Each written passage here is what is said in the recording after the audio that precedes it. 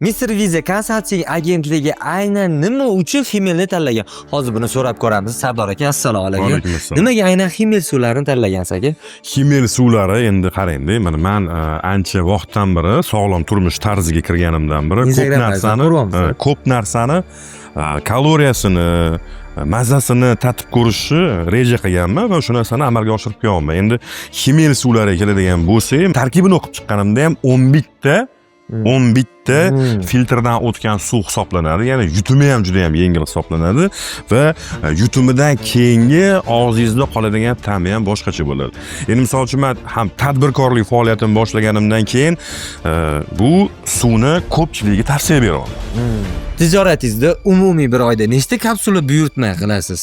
Endi aynan bu tijorat hisoblaydigan bo'lsa, ya'ni konsulting agentligini hisoblaydigan bo'lsa, mijozlarning oqimiga qaraydi. Misol uchun mijoz qanchalik ko'p keladigan bo'lsa, shunchalik ko'p ketadi.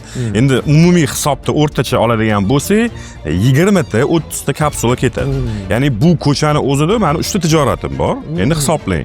Bu yoqqa 20 ta, 30 ta ketsa, yana 2 ta tijoratimga ham, ya'ni bu yoqda SMM agentligim va pastroqda yoshligimdagi orzuyim, ya'ni PlayStation xonamda bunga bir 10 tacha ketadi. Shunga bir 50 ta ketadi meni bitta o'zim. Shunda Himel suvlarini bitta kapsulasini qanchadan olasiz? Xullas bitta kapsulani 19 ming so'mdan olaman. Men 50 ta oladigan bo'lsam 950 ming pul bo'lyapti.